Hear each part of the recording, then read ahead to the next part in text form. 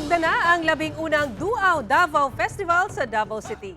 Atong sayro ng mga panghitabo pinagi sa live report ni Jandy Esteban. Jandy.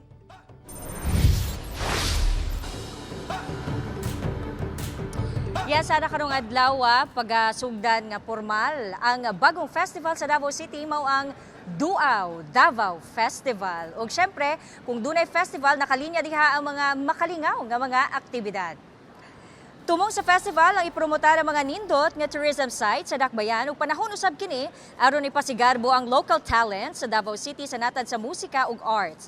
Usa sa mga highlights sa kasaulugan ang Reyna ng Davao usa ka pageant alang sa LGBTQ agig pagsaulog sa Pride Month karong bulan sa Hunyo. Duna say pipila ka mga karsada nga sirad-an ato sa selebrasyon diha sa San Pedro Square. Ang Duaw Davao dugang lamang kini sa mga festival sa syudad gawa sa Araw ng Davao, Kadayawan o Pasko Fiesta. Ug buena mano sa selebrasyon ang Music Festival karong alas 7 sa gabi diha sa Rizal Park ug abli alang sa tanan. June 21 to 23 ipahigayon ang Duaw Davao Pride Sports Fest. June 22 ang Reyna ng Davao Coronation Night.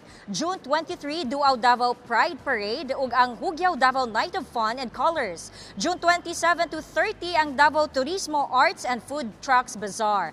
June 29 pagahimuon ang fiesta sa San Pedro ug sa June 30 mao ang Duaw Davao Inter-Barangay MLBB Tournament o kanang Mobile Legends. Ug syempre karon sa launching sa Duaw Davao Festival ato ang ginalauman or gina-expect ang presence pud ni Davao City Mayor Sebastian Baste Duterte. Kining Duaw Davao every second quarter of the year kini sa ulugon sukad karong tuiga. So happy Duaw Davao Festival sa ato mga Davaoenyong kapuso.